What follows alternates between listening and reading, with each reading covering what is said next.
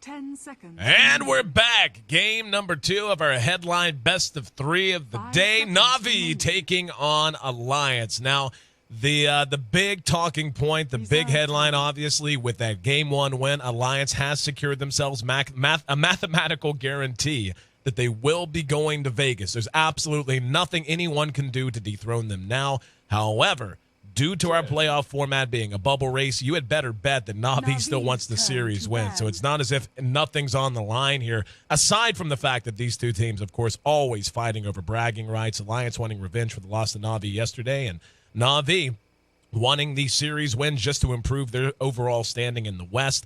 And it really is a big deal, finishing second place as opposed to fifth, which is the cutoff point for our bubble race playoffs. Could be the difference between having to win 1 best-of-5 to make it to Vegas or 2 best-of-3s and a best-of-5 to make it to Vegas. So, again, overall standing quite a big deal, and Na'Vi going to fight back fast and furious to try to turn this series around and force a Game 3. I'm your host, Aaron A.C. Chambers. Thanks so much for being a part of the broadcast, guys, bringing the insight and analysis for the draft as well as for every other moment of D2L action. Welcome in once again, Ben Merlini-Wu. And tell you what, Alliance, we saw some weird stuff on both sides. We saw Admiral Bulldog play his first game on a Venomancer. Doesn't look like that'll be the case, as Alliance does land the Druid this time. Also saw the Kunkka played by Dindy. And it's a shame that he struggled so much early on that hero. He missed a lot of ships. His X-Torrents were off the mark. Once he got his rhythm on Kunkka, they were a force. They were so hard to break at the Tier 3, due in large part to that, but of course due to the Magnus as well. And Na'Vi has been doing this very predictable, at least first few bans.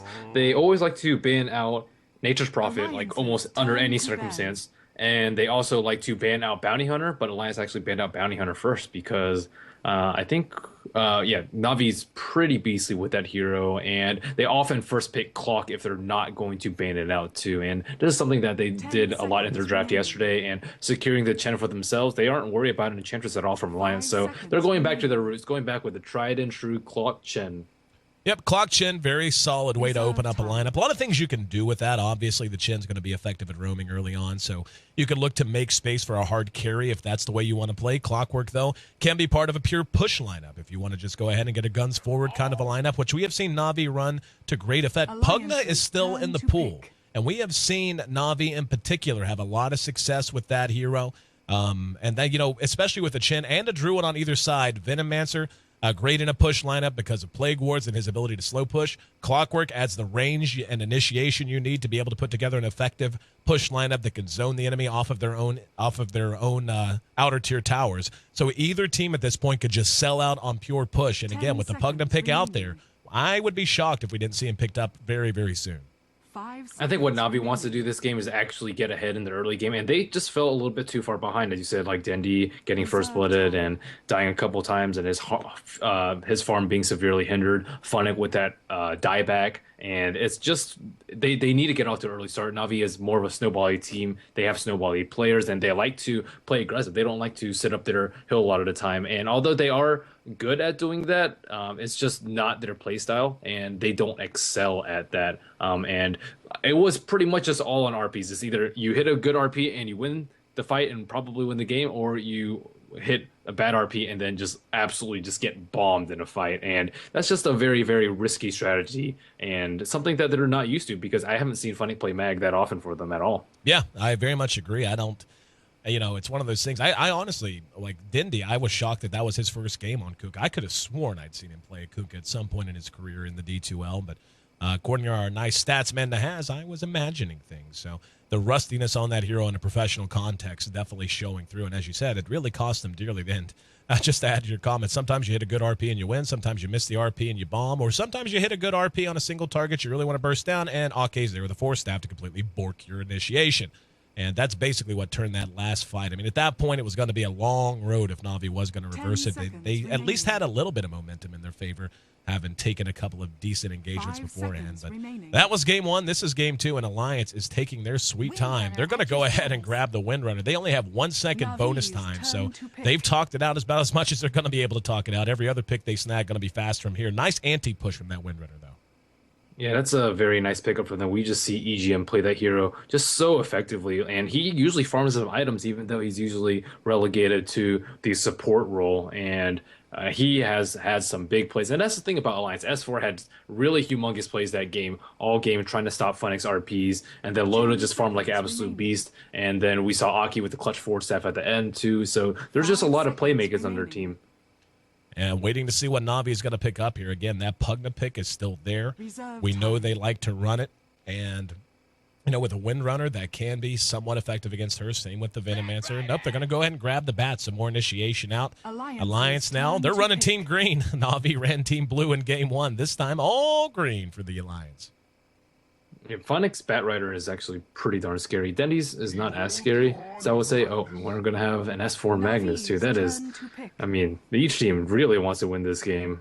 Yeah, well, when Alliance has kind of got a jack of all trades lineup. Windrunner, as you mentioned, the way EGM plays them, you can rely on getting a little bit of damage out of him. Obviously, there's going to be a Medusa. Medusa's been seeing a lot of play in a lot of different situations and by a lot of different teams lately. And Na'Vi, certainly no stranger to success with the hero.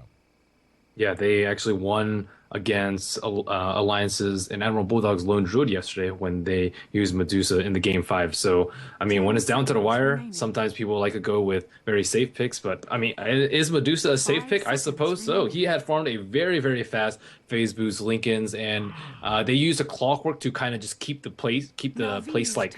fight static. And it tends to work out pretty well for them. It is something that we haven't seen before. Last pick was Shadow Shaman for them yesterday, and they just took towers with it. And yeah, usually if Medusa uses Stone Gaze and Rasa drops his ward, you just run away, right? It's pretty simple. But when you have Clockwork Cog just completely obstructing your escape path, and Batrider being able to just blink lasso and kind of force the fight, it's actually way stronger than I initially expected. Yeah, the way this is going to play out is, Alliance, they've got great counter initiation in two forms. Windrunner with a well-placed shackle can just completely disjoint a fight, even off of a good lasso. They're going to have Clock with a nice amount of reach as well, so they're going to have a lot of single-target abilities, and as you said, they can put it together. This last pick, though, I feel like they really need a nice mix. Alliance is going to go ahead and grab the Night Stalker, so this is an interesting mix of heroes. And Bulldog's certainly going to be the one on the Lone Druid. I believe this is going to be a farming Night Stalker with EGM or with S4 on the Magnus. So that's what I believe too. Yeah, this lineup for them, I think, has the potential to deal very well with Na'Vi's having the silence for the Batrider if you can simply get on top of him, having Magnus to just hang near the back and counter initiate. And they actually have a deceptive amount of aggression. Obviously Night Stalker, an aggressive pick in and of himself. But Venomancer Windrunner, that's a pretty strong tandem, especially if Windrunner is able to stay on par with levels, get a very quick max power shot, max out shackle. EGM just hits the craziest shackles to begin with. So this is going to be the onus on Alliance to shut down this Medusa before she can get her legs underneath her. Yeah, if it gets really late, or Alliance just chooses to play passively with Loaded like they did last game, I think they're going to lose out in the late game. Yep. But Na'Vi doesn't. It's not like they're lacking late game either. They do have the Medusa pick, which doesn't really kick in until later. But they tend to fight a lot early, or at least draw a lot of aggro from the other team and bring the fight to the Medusa. And they're usually very well prepared for it. And every one of their other heroes can fight very effectively early on. Well, one would assume this will be a mid-bat and off-clock with Shen in the jungle, Medusa farming, so they're going to be looking for another support. Again, that Pugna pick is still out there if they want it, as is the Elder Titan. So depending on what they want to prioritize, ET just a stability hero, Pugna more defensive. They're actually just going to go ahead and get Kuro as Rubik. That's about as stable as it gets for them. Yep, I was wondering if they were going to be looking to augment this lineup with extra push with the Pugna, or if they were going to be going pure defense, but Rubik gives them a little bit of both. Yeah, it's very good versus Magnus. Magnus as well. So we're getting ready to load in. Again, Game 1 went the way of the Alliance as they secure a first-place overall finish in the West. Game 2, though, don't act like nothing's on the line. Outside of bragging rights, Na'Vi wants the series win and wants to position themselves to finish as high as they possibly can in our group stage. Na'Vi and Alliance, Game 2 on the way. And the issue I have a little bit of with Na'Vi's lineup, I think, though, is they just have to have so much go right for them because their damage output until Medusa is farmed up is going to feel a bit lacking. They're going to be able to hang and bang, make no mistake. But whatever you talk about, the spammable burst that you're going to get out of Windrunner's power shot, you talk about if it's a well-placed Poison Nova coming out of the Veno that manages to catch a couple of heroes, Loda, if he can get ahead and can be a Night Stalker who's not afraid to just roam the map basically from second night on. I imagine the first night night, Loda's going to prioritize farm, given he is in the farming position. But after that, if he can notch a couple of kills, get maybe a little bit ahead in levels, it's just going to be very difficult for Na'Vi to take any sort of an extended fight. Chen, played by Puppey, as one would imagine, this is going to be a hero that needs to have an early mech. They need to up their survivability. This Chen cannot fall behind in levels or in gold of him, especially roaming early on to try to shut down either Bulldog or Loda. This is just very important game for both teams. Dendi has to have a better performance than last game, similar to S4's last game. And S4, he's on the Magnus, but he rarely like whips as many RPs as we saw last game. So all in all, it's yeah, going to be a very interesting game. I'm curious to see Loda on Night Stalker. I don't think I've seen it that often. I'm pretty sure he's played it before, but yeah, it's not necessarily his type of hero. I've seen him play Weaver quite a bit, and it's like somewhat similar. You can put a lot of aggression early if you so desire, but Loda loves to farm. We could see, thanks to our handy-dandy stats man, Mr. Nahaz Dota, Havost, as of right now, he's got perfection of his own. And he's perfect on the Medusa. And I didn't catch the exact stats, something like 31 and 37 on the hero over his 4 appearances. Havosta's really come really far as a player, though. He used to just be like, not really like a laughing stock with Na'Vi, but it would always be funny how much he would overextend. And he's really put a restrained his over-aggression, and it's just much disciplined players before. I don't know how much of that is due to Puppey yelling at him, but still Na'Vi has come really far as a team because of that. Yeah, I agree, and I feel like Havost has really improved his play on a multitude of heroes, and basically expanding his hero pool is one thing, because being able to play a hero is one thing, but he's much more stable and seems to be much more comfortable on that wide variety of heroes he's added to his pool over the last 6 months or so. It was pretty much him on Lifestealer. That was his like ultimate hero. Him on Lifestealer, sometimes Phantom Lancer, once in a blue moon, something like an Anti-Mage. But anyway, the lanes take shape. We'll run through our lineups as quick as we can. Does look like there's a lot of potential for aggression everywhere, so I want to make sure we don't miss any of the action. Puppey, or actually that's EGM hanging out in mid, and Puppey doing some counter warding, bringing that down to try and free up that hard camp. Very quickly, Puppey on the Chin. We're going to have Havost, as mentioned, on the Medusa. Bat will be played by Dendi here in mid, looking for more success in Game 2 than he had in Game 1. Kuro on one of his trademark heroes, the Rubik, and, of course, Funnick going to be on the clock. Magnus going to be setting up shop in mid, handled by S4 this time around. Ake will be playing the Vino this time with Night Stalker farmed up by Loda. Farming Night Stalker, always a feast or famine proposition for the most part. EGM on one of his trademark heroes, the Windrunner, with Lone Druid on his flat-out, no doubt about it, marquee hero, Lone Druid. Yeah, I think these lanes are pretty interesting. Firstly, they decided to put Funnick solo versus Admiral Bulldog, and Admiral Bulldog has had to play that matchup like so many times against Clockwork. He just dominates Clockworks. And the second interesting is that they decided to start Havost off in the off lane, and that's something that you just don't see very often. It looks like they're already switching it up, though. S4 going toe-to-toe with Dendi. Dendi obviously much more comfortable on the bat. Bat much more closely fits Dendi's natural playstyle and really his personality. So this should be a much better performance out of him, win, lose, or draw. EGM will snag that DD, and will get a little damage done. He's going to go in Wind Run. He's just level 1, doesn't have a shackle. Blood. S4, does he have the mana? He does. Uses the wand charges. One more auto attack. Shockwave, caught him. S4 draws first blood on the mag. EGM just at level 1, now already halfway to level 3 with that kill. Roaming Windrunners legit, and rune control so important, and we see why there. Yeah, that right-click damage just huge there, and not having a salve there hurt him too. And that's one of the things. Sometimes you just need a salve, sometimes you need a tango, and unfortunately, he was just unable to escape there. Very nice play by Windrunner, just being at the right place at the right time, starting off bottom, then guessing the rune right, and just being there for that opportunity. And that's the thing. Like, how often do you see like level 1 and 2 Windrunners actually do anything? And EGM is one of those few players that can actually make things happen that early. Taking a look at the levels, as you mentioned, Havost did rotate down. He's Funnick almost level 4 up at top. We'll see Funnick dropping the cogs. Can they catch him? EGM is level 2. Doesn't have a shackle shot. Not going to need it, though. One power shot. He's in the corner. Load is there with a void. And that's going to be a 2-0 lead for Alliance right out the gate, losing arguably the two most important heroes in this entire early to mid-game phase, the Bat and the Clock.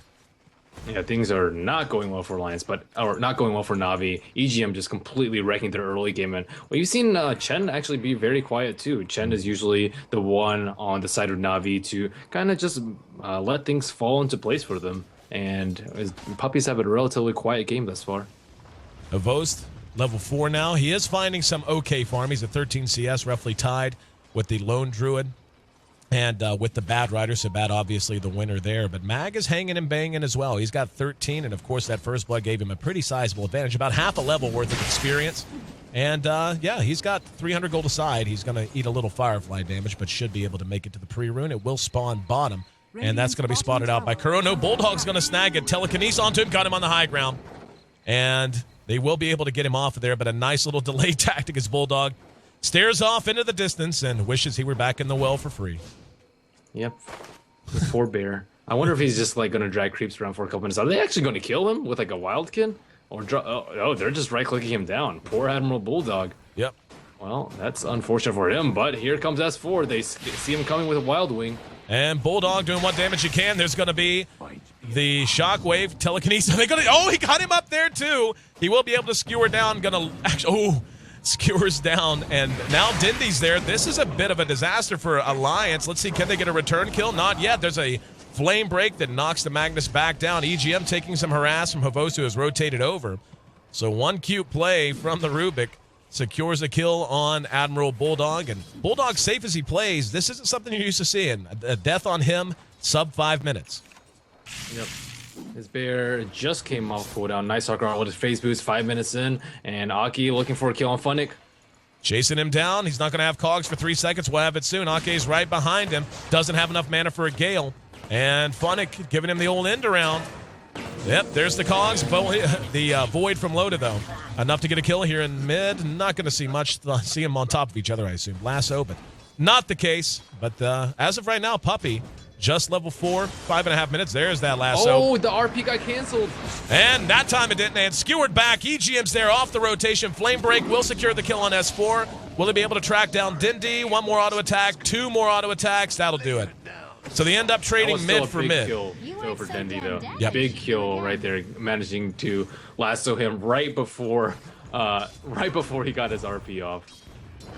We're 6 minutes in now. There's a smoke picked up by the Night Stalker. In the meantime, EGM getting close to level 6. He's really been a huge factor in this early game, sitting at 2-0-1, 2-1-1 for Mag as well, so he's benefiting quite a bit from the early action.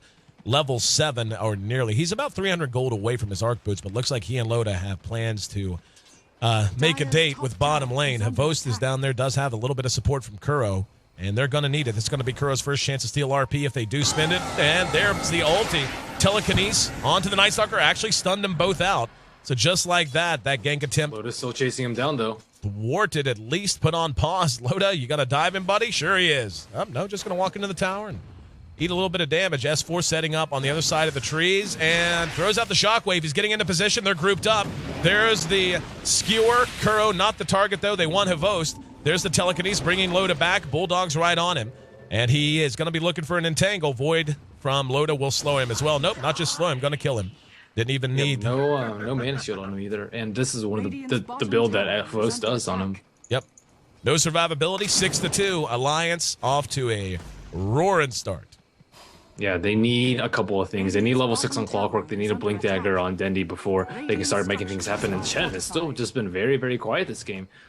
7 minutes in, only been involved in 1 kill. He's not terribly high level too. And Dendy looks like he may take a spill in mid. Yep, there's going to be the Void. S4's right there, has a skewer if he needs it. Doesn't Nephi will go ahead and use it to try to secure the kill. There's a lasso onto him though, and Havos going to make this a 1-0 favoring Alliance that time around, or excuse me, favoring Na'Vi as Loda forced to scurry back away, so unable to secure the kill on the bat. Nice return, nice rebuttal there from Na'Vi. Yeah, just Dendy playing amazingly too. He is making situations out of nothing too. A 2-on-1 in mid, he gets a kill. A 3-man gank on him, doesn't die, and also gets a kill on the ever so important Magnus too. And it's 8 minutes in, Magnus does not have arcane boost. This is very unusual from S4. And meanwhile, we see Dendy over halfway to his Blink Dagger too. So I think Dendy's really keeping things together for Na'Vi right now. They just like kind of fell apart in the top and the bottom lane. Taking a look at the gold graph, 8 minutes in. The advantage is Alliances, but it has been cut down. It's about 1,000. The experience slightly favoring them as well. But, yeah, we're going to see daylight here shortly, and there it is.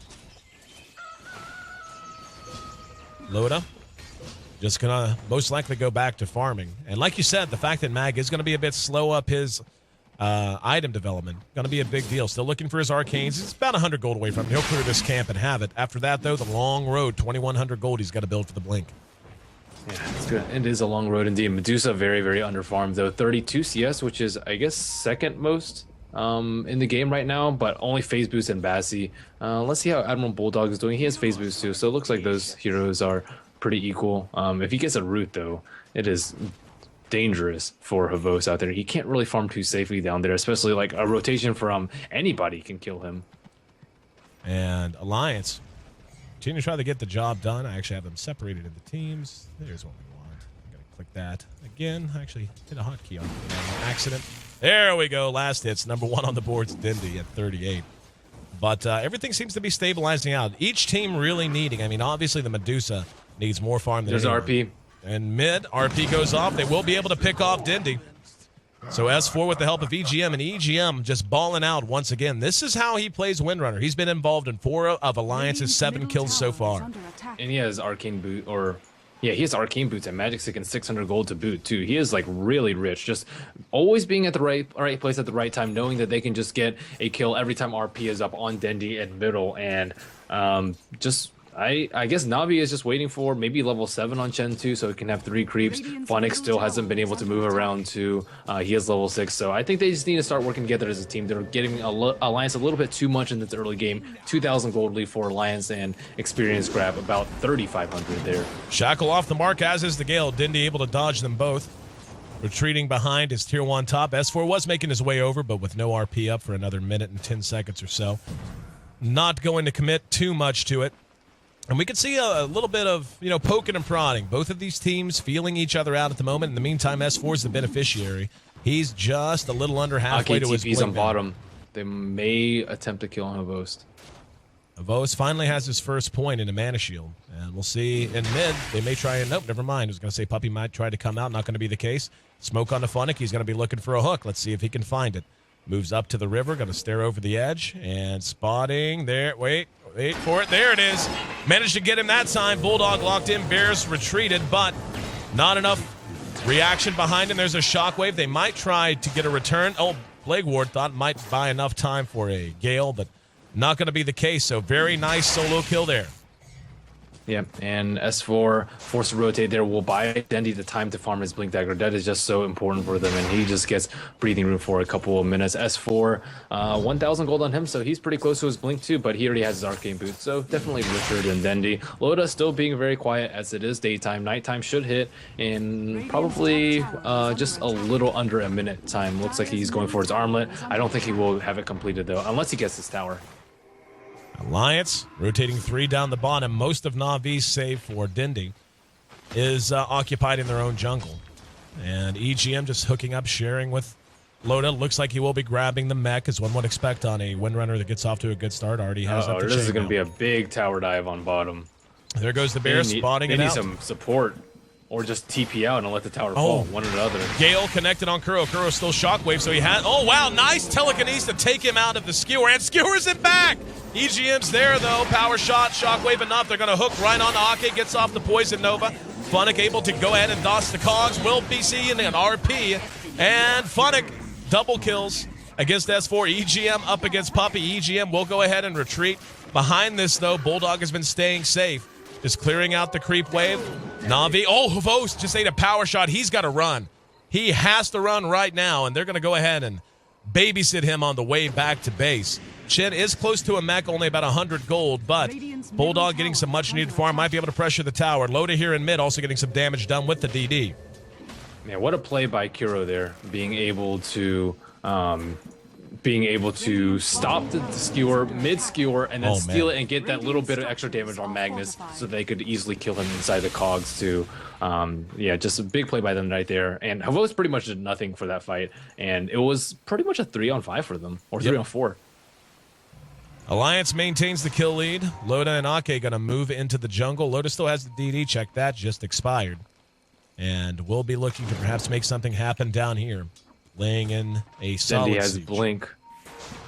Dindy with Blink up. If he can get the right TPs, this tower is in deny range. But Alliance is going to send the whole kit and caboodle.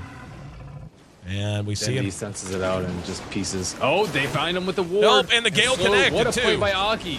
Gonna try to fly off the map. Loda's there, but unable to pursue him. So Na'Vi just kind of hanging out towards mid. Havos continuing to try to find his farm. In the meantime, Alliance looks like they're ready to go ahead and take a fight at tier 2. They need a ward. He needs to play a ward right there. Oh, so close. Just quarter of a second too late by Aki there. If he places that, this blink's disabled. Drops down his cogs. Looks like that will be enough to force the retreat out of Alliance.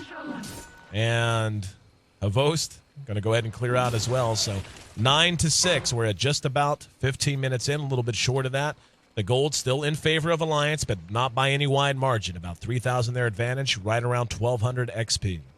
I think this is about an appropriate lead for them right now, considering they're against a Medusa. They want to be ahead in the early game, and it's not like unreachable, but this is kind of how you expect the early game to go if there's not a lot of movement from Chen and the Rubik. So all in all, I think Navi's hanging in there quite well. Gold difference only 3,000. They only lost one T1 thus far. They already have the Blink Dagger on Rubik, and they have the necessary levels on all their supports to Rubik level 7 and Chen level 9 with the mech completed. But on the flip side, we have Night Stalker with his armlet. It is only nighttime for a couple more minutes, and he only has two kills, 2-0-1, and only one death on Hafo. So all in all, I think this is going fairly decently for Na'Vi.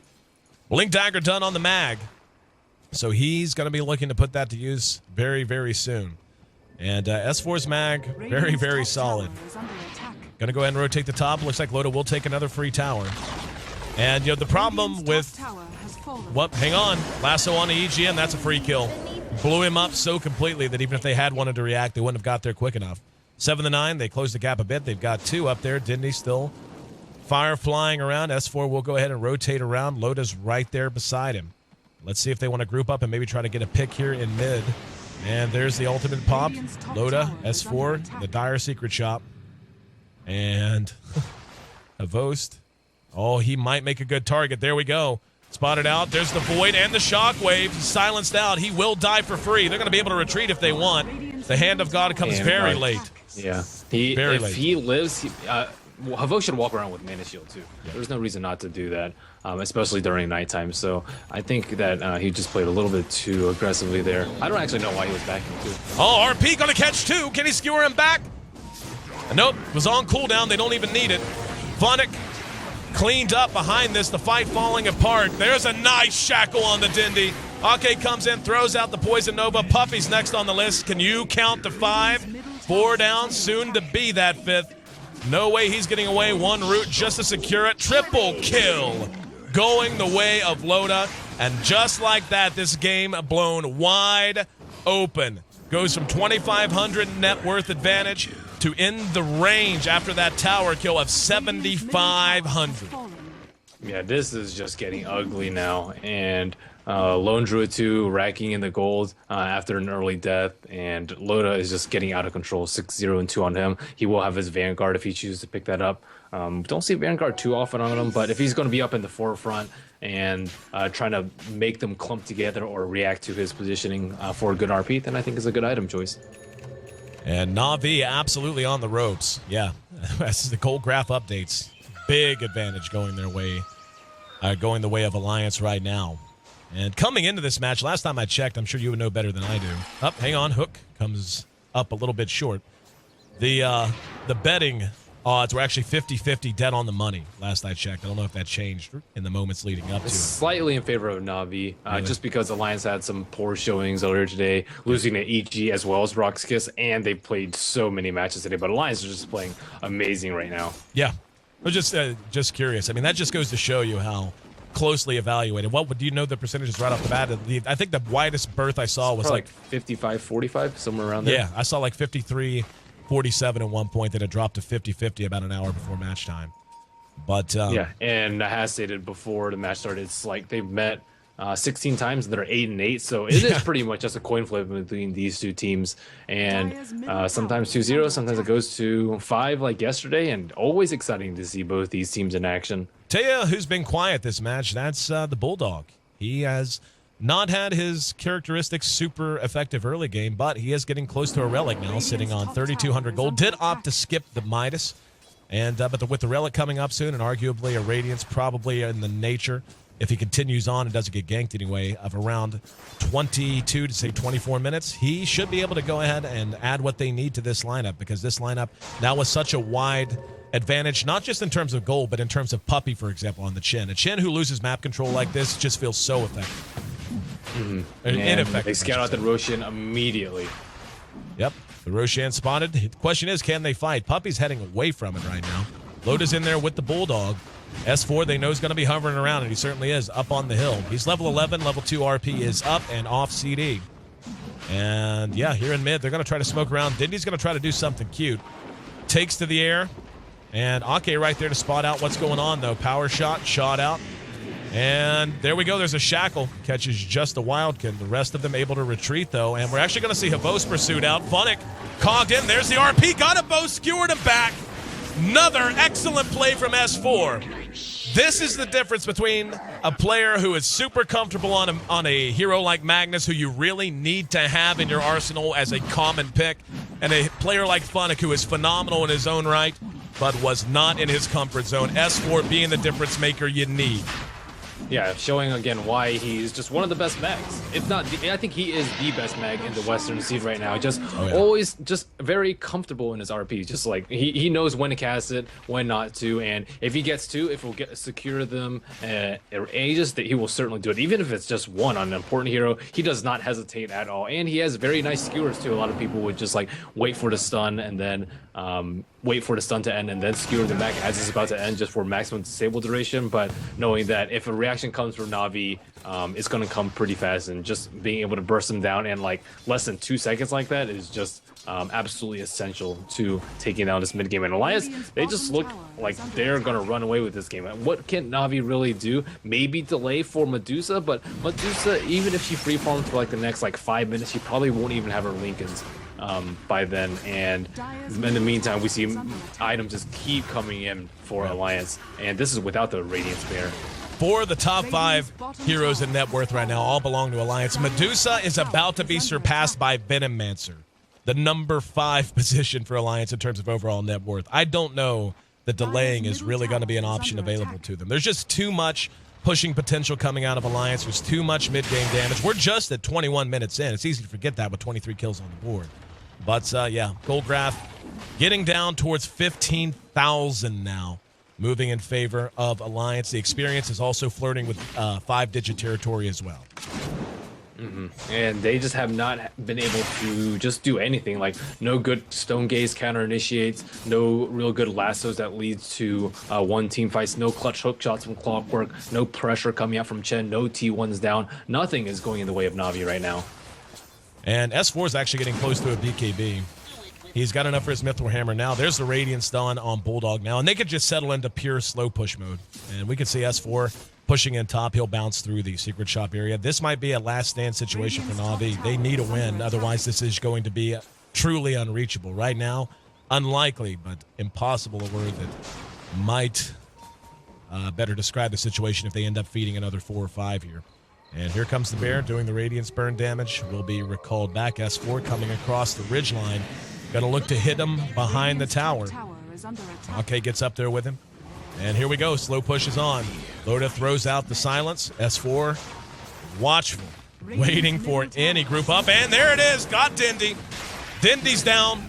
All it took, just showing his face for 1 second, and S4 pulls the trigger so quick, man. So quick. Yep. Havos. No hesitation. Now, let's see. What did Kuro get there? Managed to get the silence, so not too shabby. But Alliance bringing down the tier 2 for free. And Roshan going to be back up quite a time from now, so they're going to be able to just continue to starve this out. The Aegis still has 3 minutes, so they could take their time in deciding if they want to spend the Aegis on a tier 3 push now.